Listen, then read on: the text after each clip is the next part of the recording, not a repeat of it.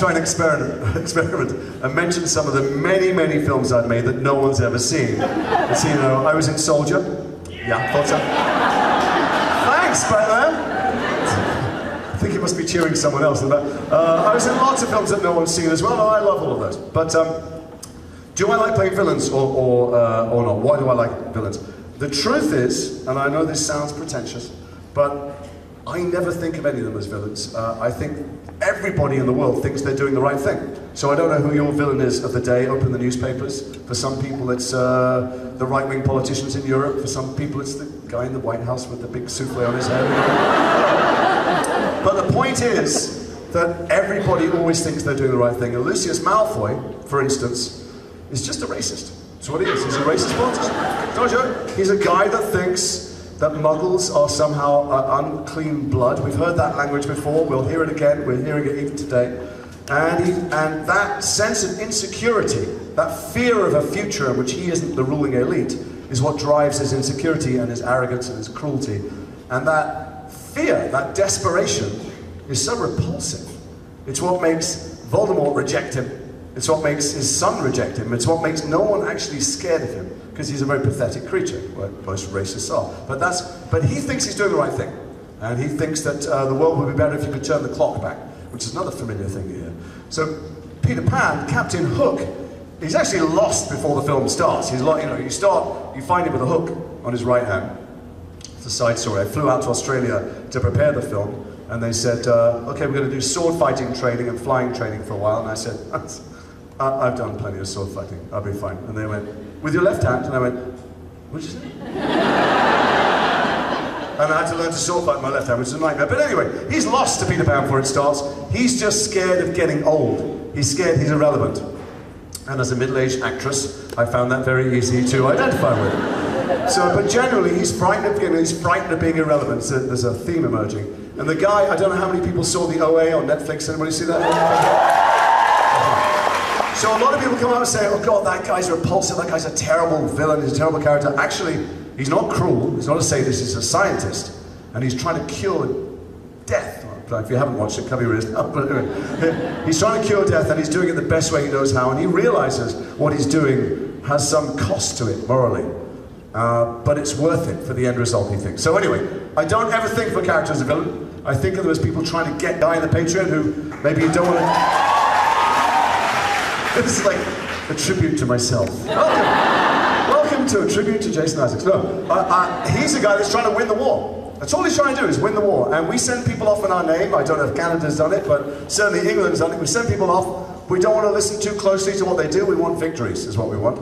And in those days, if you were from an aristocratic family and you weren't the firstborn son, you inherited nothing at all. So the officers who were in the New World, in America, if they won that war, they could claim that territory as their own. They could have an estate and land. If they lost, there was nothing. They'd go home, they'd be penniless. So this guy has a lot invested in winning the war. So the point is, I try and play parts that are believable to me, and that's why you really hate them. Because if it seems like a cartoon, you don't really hate them. You don't believe them, you're not scared of them. If it seems like something you recognize, if you recognize your own cowardice or jealousy or pettiness or something, that's when you really hate someone. And that's A. And B, I try and pick the best written scripts around, because if they're well written, I look good. I look like I've got 3 dimensions. There's lots of scripts that are really crappy, and they're written with one-dimensional characters, and I try not to do those. So don't ask that.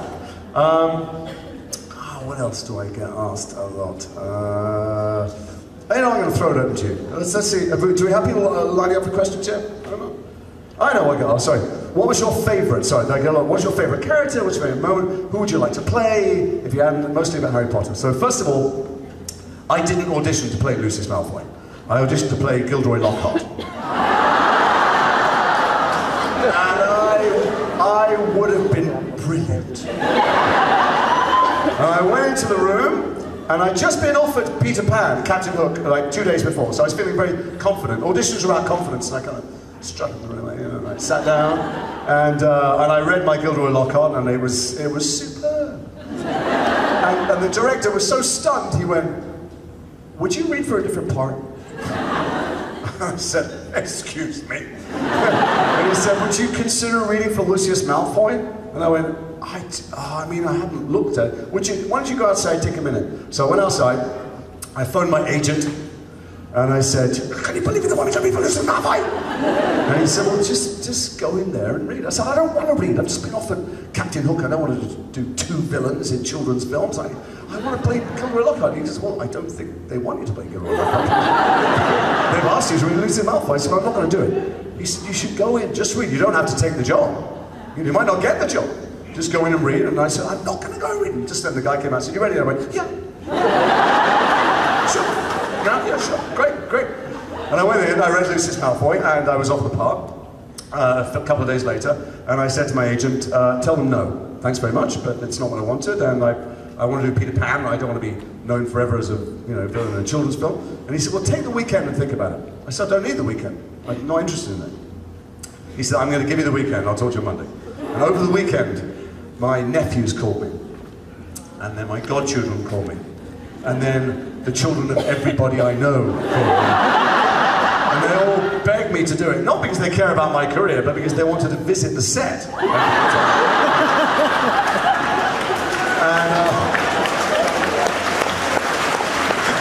I took the job. Thank God that I did, of course, because Gabriel Lorca was there and gone, and I was still doing it 10 years later, so that's pretty cool. And it turned out to be a great part, really interesting part. And people ask me what my favourite scene is. And my favourite scene, I mean, there were so many great moments over the 10 years, but I remember my first scene so vividly. I remember everything about it, every detail. Now, I'll bore you with it for 10 minutes or so, and then we'll have questions. So my first scene that I shot was the last scene of Chamber of Secrets that I was in. So there's a scene when the late, great Richard Harris was playing Dumbledore, a wonderful, brilliant actor, and I had a scene with him, and that was the first thing that I shot, and I got there, and they shot the end of the scene first. So the very first thing that I did was the last bit of the last scene where Richard Harris goes, thank you, Lucius, that'll be all. And I turn around and walk out the room. So I've been chatting to Richard Harris, and I was pretty scared of him. For the young people who don't know, but when I was growing up, he was one of the great, most famous actors in the world. He had a whole bunch of Oscars, and he was a terrifying guy. And so before we went on, I was just trying to make myself, not scared of him, make him like me. And I went to drama school with his son, so I was going, your son's amazing. He's really the best actor I've ever. I mean, apart from you, who's even better, but he's super amazing, you're incredibly amazing. And he seemed to like me, he softened to me, and he started telling me stories about the 60s, which are unrepeatable, but fantastic stories. He had some adventures. And he's telling me these incredible stories, and we're laughing. I mean, I think he's my mate now. Richard and I were like that, And they said, we're ready for you. And we go, and he sits in Dumbledore's chair, and I stand behind. And they go, okay, rolling camera A, camera B, camera C. And they go, and action. He's got the first line, which is, thank you, Lucius, that'll be all. And he looks at me, and I looked at him. And he looked at me, and he narrowed his eyes a bit. I looked at him. I thought, he's taken a long time to see this line. And then he looked at me a bit longer, and I thought, oh, he's forgotten his line. So sad. I mean, he was once a great actor. Now he's 80-something. So embarrassing for him. They're going to have to say, Richard, it's you, he said. And they looked at me, and I thought, shit, maybe it's my line. I started to sweat a little bit at the top of my head. I could feel the wing on the top of my back, and I was thinking, someone's got to say something soon. Maybe it must be my line. Oh my God, how embarrassing. It's my first take, and I can't remember my line. And just when I started to panic, you see the panic in my eyes, he went, thank you, Lucius, that'll be all. And I thought, oh, you bastard.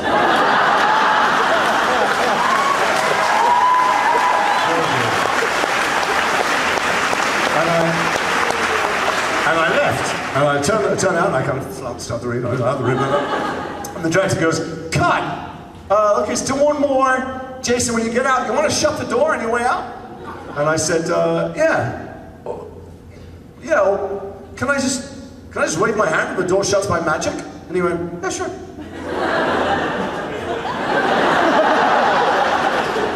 I thought, wow. The magic, by the way, was a fishing line attached to the door, and some guy lying on the ground pulling it, but whatever, the door shuts. So we do one more. And he goes, thank you, Mr. Bill. And I walk out and I go, no, the door going, I thought, this is awesome. He said, okay, I think we got that. Let's move on. I said, sorry, can we do... Sorry, I'm so sorry. I forgot to look where Dobby is on the way out. Should I look at Dobby? They go, yeah, sure, yeah. I go, where is he? And they go, he's nowhere. He's wherever you want to look. We'll put him there. He's not. There is no Dobby. And I go, oh, right, okay, so. I go, well, how about if I look like there? They go, okay, cool, yeah, we'll do it. And there's a guy, the special effects guy, he's with a clipboard, he's everywhere, he's always making a million notes. He goes, okay, so right there, that's good. And so I look at Dobby and they go, again, action, and he goes, thank you, just let me on. I turn around, like that. Like that. And the director, Chris Columbus, goes, cut! Can we wipe the floor where Jason is? Sorry, you okay? I go, yeah. He goes, did you slip on the thing? I said, I didn't slip. He said, what happened with your leg? I said, I kicked Dobby down the stairs. He said,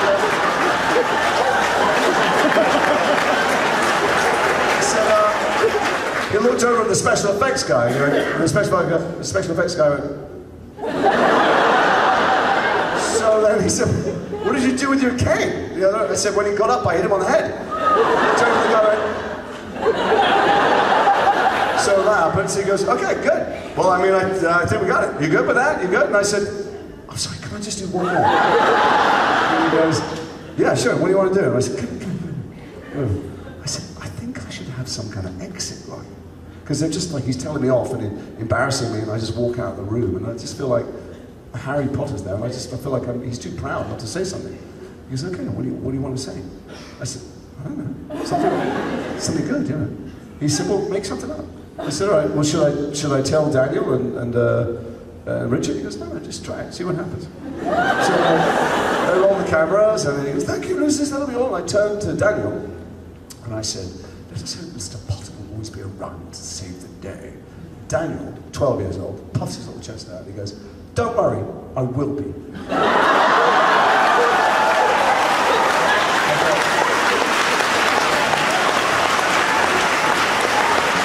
I thought, oh no, he's bloody good as well.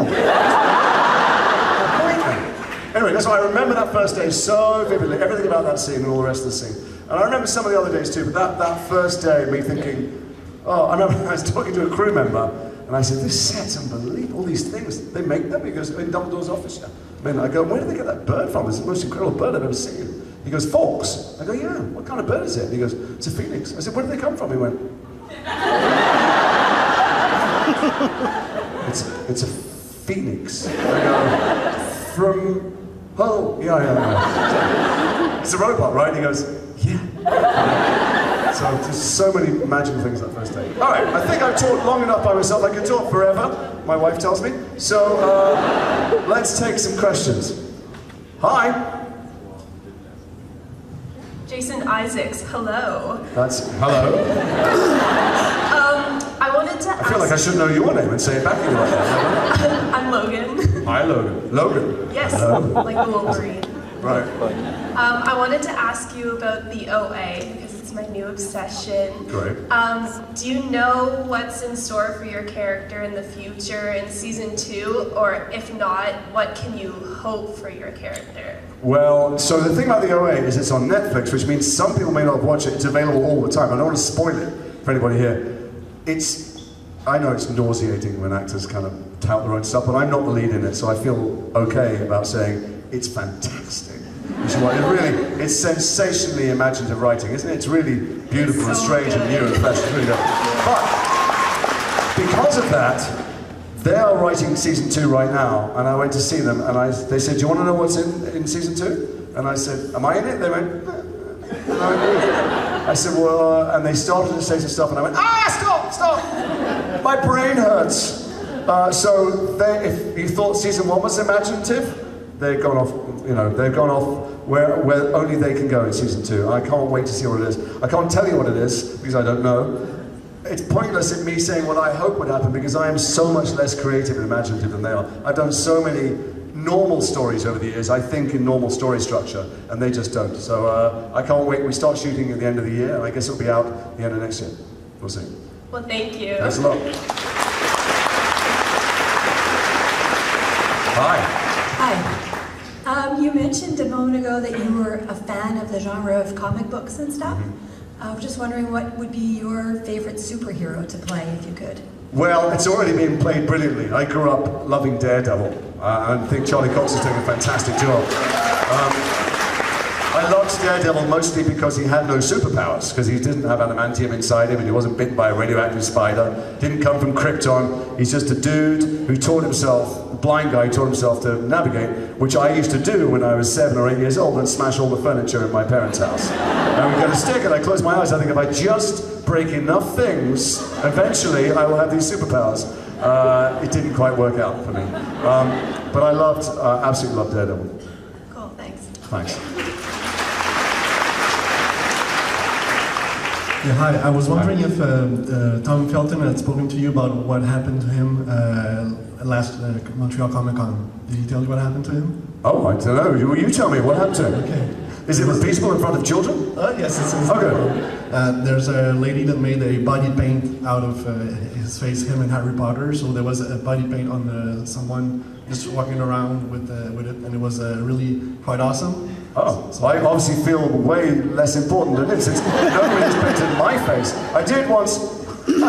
I was in a red carpet on a line once, and I was walking along, and a woman said, "All right, don't get freaked out," which is a really bad thing to hear. You really don't want to be meeting a fan when they say, "Don't get freaked out." She rips her chest open. She's got tattooed across there, Jason Isaacs' #1 fan, with a big fan like that. And I went. And I was thinking of giving up acting at the time, and I feel I better keep acting now because she's got that forever. But that's nothing. Will somebody please volunteer to body paint my walk around naked with my face painted on them? Well, actually, too slow. Don't go looking for the girl, because the girl will be looking for you today. Oh, awesome! I can't wait. Thanks very much. He didn't tell me, no. Hi. You've probably heard this once or twice, but I was wondering if you've ever considered growing your hair long and blonde? My hair grows out, not down. And it's just not a good look, trust me. It's better to get a nice thing out of a box. Some people, actually not just members of the public, some journalists would say, "Was that your own hair?" And I go, "Sure, every 2 years I can grow my hair to my waist for a couple of months." Yeah. No, I loved that hair, but I did end up eating most of it. But funny enough, when it comes to creating a character, you know, the way he looks and the way he sounds, the way he walks and stuff, I try and do as much work as I can, but sometimes the look does it for you. When I put the wig on, first of all, it was long, straight hair, and if I stood normally, it fell on my shoulders, and I wanted it to fall straight. So I had to put my head back. Put your head back, you're looking down your nose at people, and there was half of the character right there.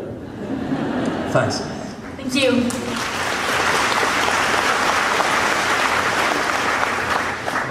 My name is Frederick. Hi. Hello. Thank you, first of all, for this Q&A, which is one of the most entertaining I've ever seen. It could really go downhill now. And concerning what you said earlier, could you just give us a glimpse on how you would have played the character of Gabriel Lorca? Oh my God.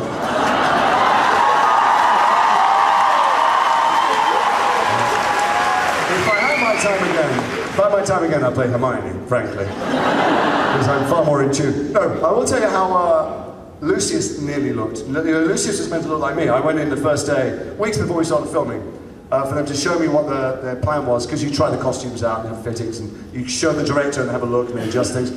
And I walked in and they had these sketches of like a businessman with my hair and a kind of suit, like a Wall Street suit.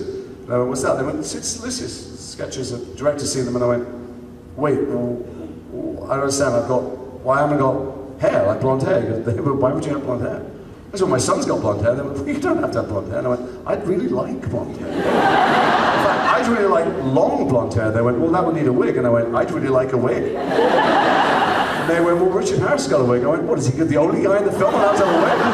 I mean, he's Richard Harris, but my God, is it in his contract no one else have a wig? And so they said, "Well, we haven't got one." I said, "Well, let me take that." And it was this like $5 white platinum kind of Halloween wig. And I said, "Let me just put that on and show the director." They went, "Oh, it's stupid." I went, "I know." So then I went to the costume department and they had a pinstripe suit for me. And I said, look, I respect the fact you made all that stuff, but I really was thinking he'd dress differently. They went, "There are sketches, the director's seen the sketches." I went, "I know, but I was thinking I'd wear cloaks and ermine and fur and kind of, you know, velvet and things that have been in his family for centuries. Because, you know, you can make a spell, they don't wear out. You can just do a spell and then suddenly you're new again. And they went, well, we don't have anything. And I said, well, can I just take that curtain? And I took like one of these things, like a velvet curtain. I wrapped a curtain around me, and we went down to the set, and Chris Columbus, as luck would have it, was shooting a Gilderoy Lockhart scene.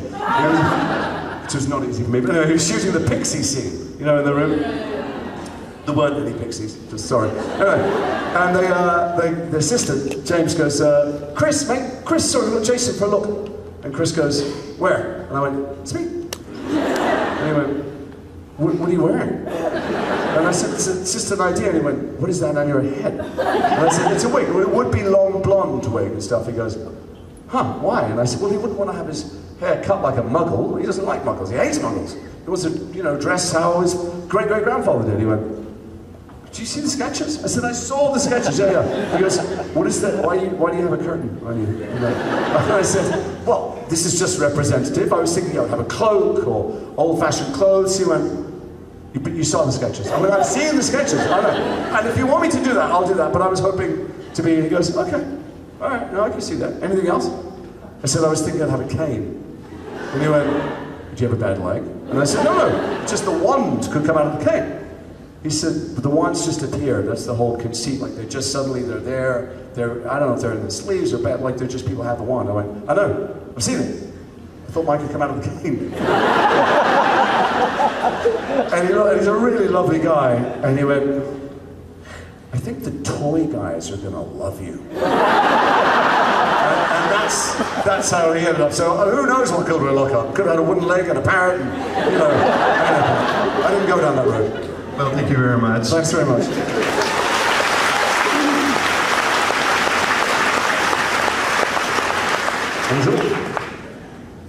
Hi. Hi.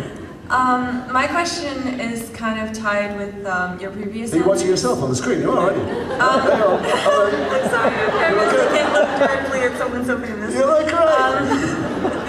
Well, my question is, it's kind of tied with your previous answers. Like you've changed a lot as far as what the director wanted and what you wanted.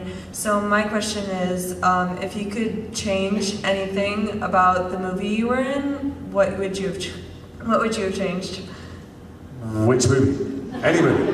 The second one. Oh, Chamber of Secrets. Yeah. What would I have changed? Oh, I would have played both parts. I played Gilderoy Lockhart and Lucius Malfoy, and I'll tell you who I did play. Here's the thing that maybe no one knows. When you make movies nowadays, you often go in and replace the sound afterwards because there was a creaking noise or something went off or there's a whirring of air conditioning or something. So when I went in to do what we call ADR, which is when you sometimes replace the sound, Chris Columbus goes, you're good at voices, man. And I said, thanks. He goes, you want to have a try at the snake? I said, what? He goes, the basilisk, could you do the snake? I go, yeah, well, what does it sound like? He goes, I don't know. So I did the Harry Burton, all that stuff. That's my voice in the thing. So,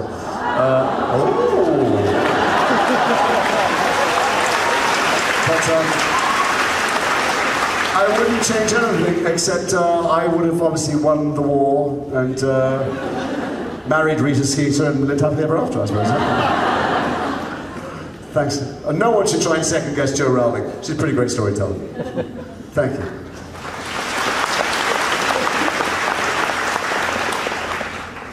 Hi. Hi. Was your favorite Harry Potter book also your favorite movie to film? Well, the first one that I did, Chamber of Secrets, my daughter was born. And so that was pretty fantastic because they actually scheduled around when the birth would be, and then she came to the set a lot. You know, so that was, my memories really are of life, not filming. One of my favorites to film was oddly also my least favorite film. So the last one, which was actually 2 films, I don't know why they didn't make 2 films out of all of them, I'd still be doing it, but anyway.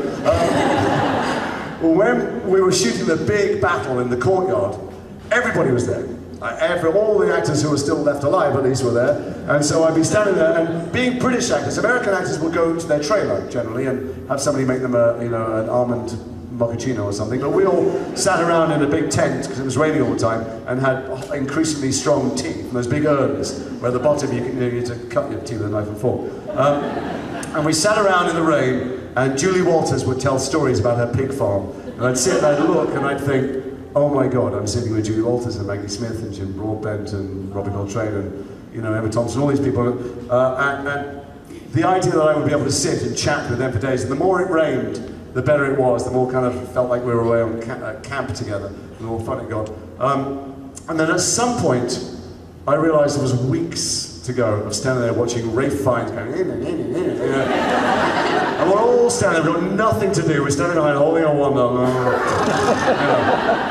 hurry up and get on with it, and I felt very sorry for myself because Helen McCrory, who plays Narcissa, who's a brilliant, brilliant actress. If you ever go to England, she's likely to be playing some gigantic part on stage at the National Theatre or the Royal Shakespeare Company. She's an amazing actress, and she had nothing to do. And she went, I don't know how you've done it for all these years. I was standing here for weeks with nothing to do. And I started to feel sorry for myself. I thought, oh no, I got nothing. I got like 3 lines in the next 2 weeks. 3 lines to Draco, and that's it. And I looked over, and there's Maggie Smith with at least 1 Oscar. I can't remember, she had no lines. Jim Broadbent's got an Oscar, he's got no lines. Emma Thompson got an Oscar, no lines. And I thought, at least I got 3 lines. Yeah.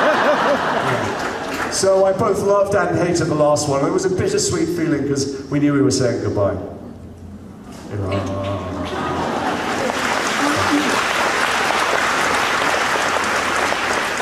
Hi. Hello. My question is about Peter Pan. You play both Mr. Darling and Captain Hook, and I thought that was the most awesome thing, and I was wondering how that came to be.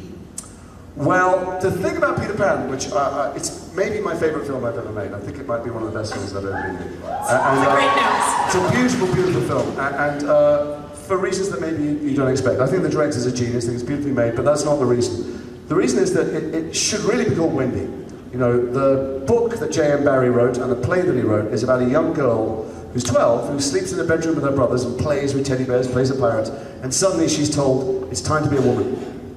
And I've got 2 daughters, and I see that where they are little girls, they like playing with bunnies, and they like, you know, watching particular things on TV, and other people come in and ask inappropriate questions, or the world looks at them and treats them inappropriately, and suddenly they're expected to be adult. And in those days, Victorian days, it was even worse. There was no teenage, you know, there was no adolescence where you went to hang around a shopping mall for a while and stuff, and it was like, you were a kid, and then you were a mother, run a household, and you got married, and you had to have sex, and all these things. So his story is about how hard it is to be a little girl and be told it's time to be a woman. And in the story, this little girl freaks out, because you would freak out, and she dreams of a world in which you don't have to grow up. In fact, her best friend's got baby teeth there, there's a little boy to play with, but there's also a man. And he's strangely attractive to her, but he's repulsive as well. And he looks like the only man she's ever known, her dad.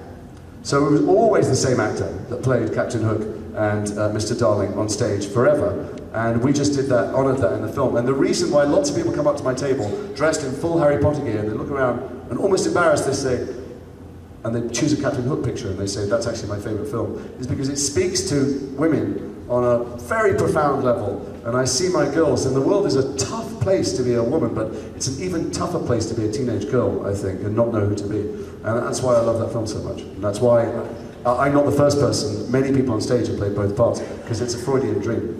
Well, it was great, and you were great. Thank you very much.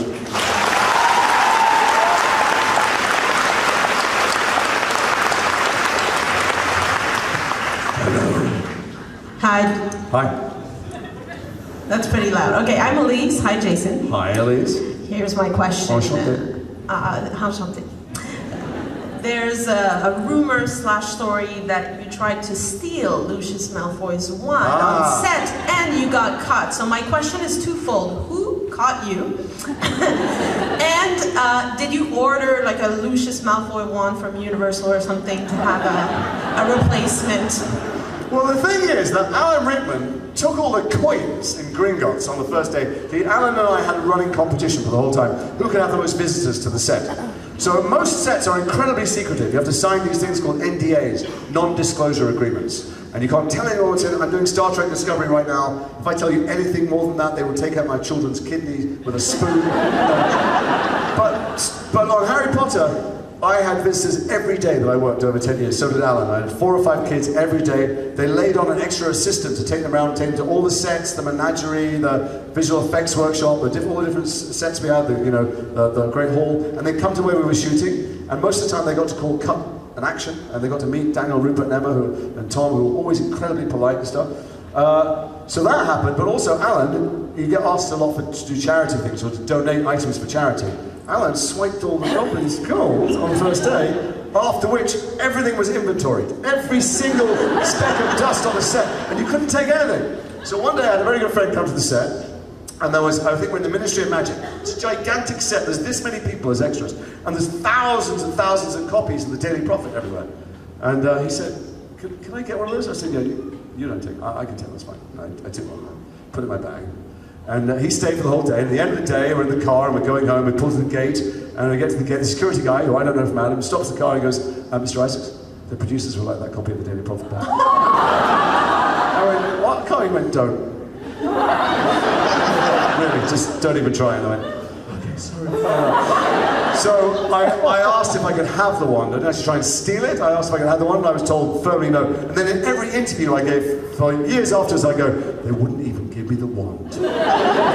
So they finally sent me a wand, and I lost it. So now I have one from Universal. Yeah. Thank you. Hi. Hello. Hello. Hi. I feel very underdressed looking at you. You look marvelous. So, my question is a little off the beaten path. Like 9-10 years ago, you were in a series called The State Within. I was. Yes. The show in Toronto. Yeah. Oh. Yeah. And at the end, there's no fans in Toronto. And nobody went, woo, Toronto. Not one person. Woo. Yeah. Shouldn't have mentioned it. Go on. At the end, your character and the Secretary of Defense are locked in this sort of standoff, and then the series just ends. Who do you think won? Yeah, I have no memory of that show at all. Oh. I have no idea what you're talking about. No, I do remember. I don't remember how it ends. It was Sharon Glass, wasn't it, from Cagney and Lacey? So, yeah.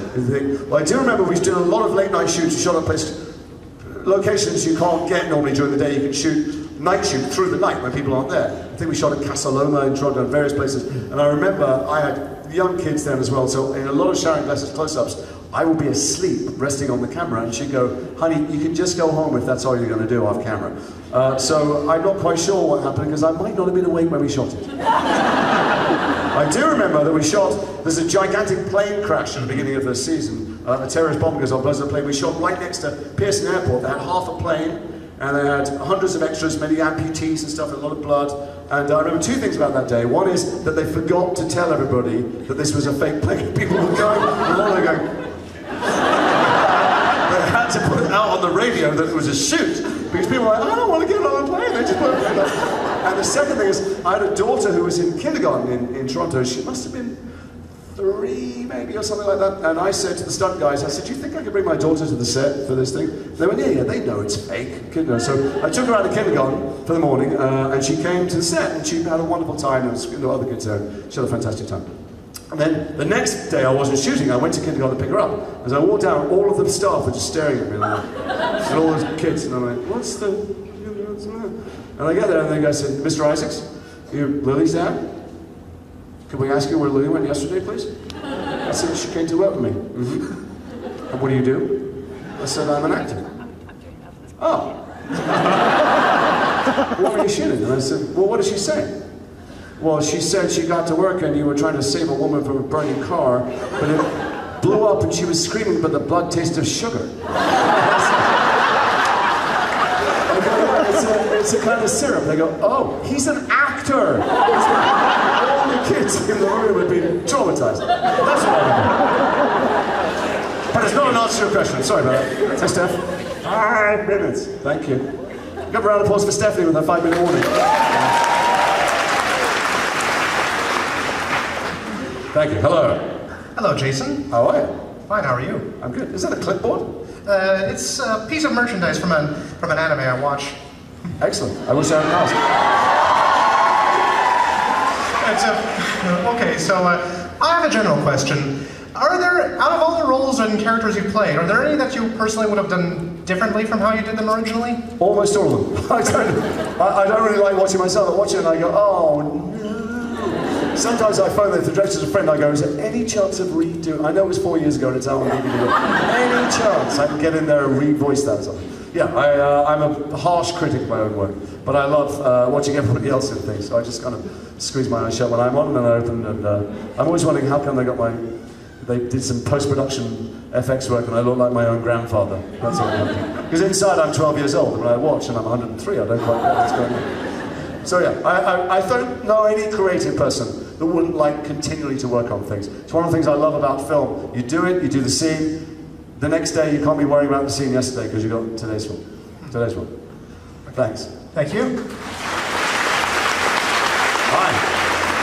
Now look, apparently I've got 4 minutes left, so do you mind if we go kind of rapid fire so you all get to ask something? Sure. Okay. I'm Michael. Hi, Michael. Black Hawk Down is like an amazing film, and my question is, what is it like working with Ridley Scott? Ridley Scott, working with Ridley Scott. Does anybody here ever see a David Bowie film called The Man Who Fell to Earth? Let's go inside that. So Ridley would have a bank of monitors set up, which were representing the 20 cameras, 3 in helicopters, 2 being carried in people's, instead of rifles, and he'd go, comes to that, okay. Cut, we'll do it one more time. That one is open 4 degrees more on the ratio. That one's got to run at 38 frames a second. That one, move it a foot. And he had this kind of visual gift. If you went to him and asked a question about the dialogue, I go, Ridley, I spoke to the guy in Bosnia I'm playing, and he actually said this on the night, and he'd go, and he'd get a pad out, and he'd do a drawing, and he'd go, no, that's how we start, and that's how we end up, and then we go in there and a close-up. Does it change that? And I go, no. He'd go, that's fine. Because he's got a visual gift, and I've never seen anything like it before or since, actually. Actually, Gore Verbinski's very similar. He doesn't draw as well, but he's so much about the pictures. So that's what it was like. And very, very loud. I still have ringing in my ears 15 years later. Thank you. Hit me. Hi there. Hi. My question is, at what moment did you decide you wanted to pursue acting? Still not sure. I never thought about it growing up. There's nobody in my household did anything even vaguely artistic. I didn't know anybody that worked or even as a hobby did anything creative. And I went to college to study law, and I was drunk. And there was a sign on a door saying, "Can you do a northern accent?" And I felt so out. I had always felt growing up, not anymore, but I didn't quite belong in a social group. No, I never had the right thing to say. Other people seemed to know how to behave. They were always cooler or more settled in themselves or more secure in their friendships or something. And I went into this rehearsal room. I went in an audition for this play and I got it. And so I was in a rehearsal room and it was the first time I'd ever felt like I belonged anywhere. Because it didn't matter who you were outside. You were in there and you were pulling apart the very fabric of what makes us who we are, what makes us jealous or insecure or confident or cruel or kind or, we were discussing those things every day in rehearsal. What makes people do or think or feel the way they do. And just for the first time I wasn't self-conscious. And so I just kept doing it.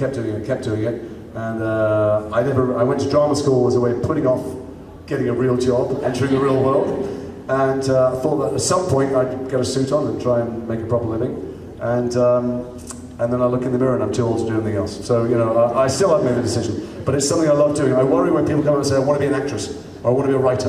And they talk about what they want to be, but they're not doing the thing itself. David Beckham is a famous footballer because he liked to play football.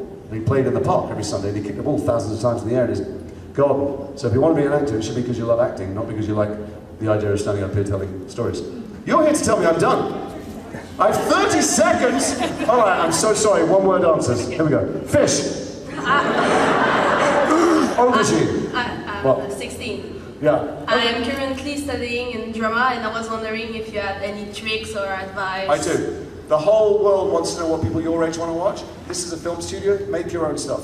Make your own stuff. The world is changing in media, and you're in control. Okay. Hi. I wanted to know, what was it like filming the Harry Potter movies, with the spells? Was it weird or awkward? No, because there's no real magic on the set. It's magic. When I go to the premieres, I go, Jesus! Because on the set, it was things like fishing line or guys with tennis balls and stuff. And what was amazing was watching what they'd done when the films came out. Sorry to be so brief. Is this the last one? Or do we have 2 more? Okay, 2 more, quick! On Sorry, any no pressure. set you've ever been on, have you ever been mad at someone? Yes. I could tell you stories, but then I might not work again, or they might send someone to my bedroom with a stiletto or a garrote. There are some pretty bad people working in every business. There are some egos out of control in the acting business. But none of them were on Harry Potter. Actually, they really weren't. It was a delightful family. Go. Thank you. Thank you. Hi. My initial question is... Initial question? There's a whole run of them. Yeah, you well, know, it's you a know we're out lot of time. longer than expected, so Okay, I have sorry. a shorter question. Go. What was your favorite spell? I only ever learned Avada Kedavra. You know, why muck about with the small ones? Just go straight for the death, as I say. Hi. In a sentence. Wait, I think you might be the last question. No pressure. This better be fucking good. I'm just saying. You'll be remembered for this. So, in a message, what would be, in a sentence actually, what would be your message to today's youth? Oh!